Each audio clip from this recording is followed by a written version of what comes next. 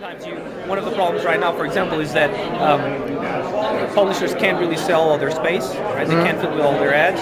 Another thing you can do with this is, well, if you can do a better job identifying relationships, you can not only target the right ads, but you can also put ads in places that you didn't think you could before because you had no way of identifying. So, for example, sort of a very simple example is if you have something that talks about car, right? Some cars, and you have an ad that specifically says they want to be targeted to automobile. If you just do keyword matching, you're not going to have that correlation.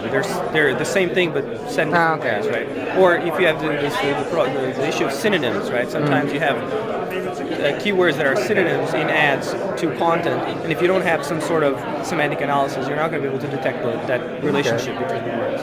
Where are you getting your semantic analysis data from? Like, where is that? So those are ontologies, right? Okay. Ontologies, concept maps. Okay. So are those all just like in the public domain? Is it just basic university research that you're applying, or? So there's a part of it which are already out there in the public domain, and then there's a part of it which is sort of the system jobs to keep acquiring information. So do ontology scraping.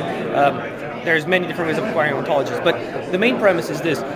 With the stuff that's out there, you can already cover a large amount of things if you have enough of the resources. But you can never think, oh, I will, now I know enough to do everything. You always have to have this attitude of, I will never know everything. But if I have a good system to acquire knowledge, then I can say, okay, maybe there's a concept I don't know about, but I will know about in 2 minutes or 5 minutes. And so the next time I get asked about this, I know about it. Right? Okay. So you have to have a way of sort of learning new concepts as you go, so that you can. So you're building this kind of learning framework within the system, or? Yeah. Okay.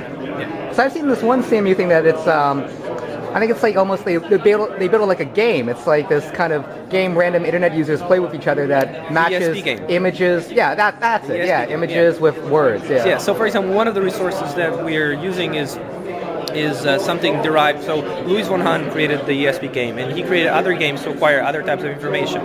So some of the images with tags that we're testing on our stuff is exactly the ESP images. But he also created another game called Verbosity, which the idea is to acquire ontological information. So, for example, one of the players has one word, and the other player, one of the players knows the word, and the other player has to guess the word. But the first player has to give clues to the second one in the form of fact. It's a type of blah. It's related with blah. So they acquire, you can acquire different ontological information like that.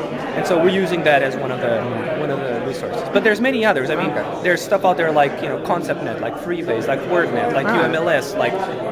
Well, I think the power of using like fun games to try to get data and knowledge. Like if you could take all the time that people wasted on Scrabulous, use that to generate ontologies, that would be like really valuable. And in one way, if you think about it, people already did, right? I mean, if you think that text basically already encodes the relationships between things, then people already wrote it, right? If you can extract that, if you can retrieve the information is actually already there. It's just encoded in a way that we don't know how to use very well yet. But we're making significant progress. So that's actually the area that's ramping up the most, I think. Great. In research. Do you know when you might launch Bueda? Is it just still kind of in the private testing phase, or? Yeah, we're planning on launching it on demo day. Okay. That's sort of when it's not going to be public. It's going to be a beta, but to have sort of the next. And you're and kind of like the news announcement site is just Bueda.com now, or? Right now it's just Bueda.com. Okay, cool. But we're still thinking how we're going to launch a product that's going to have their own name, or if it's going to be like Bueda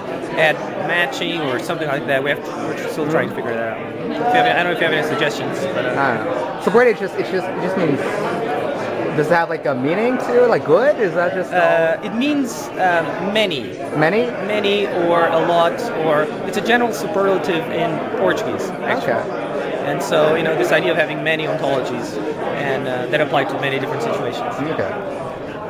I think something with people just love the word ontology. Yes. I don't know. I'll repeat it again. Ontology. It's a great word. All right, thanks.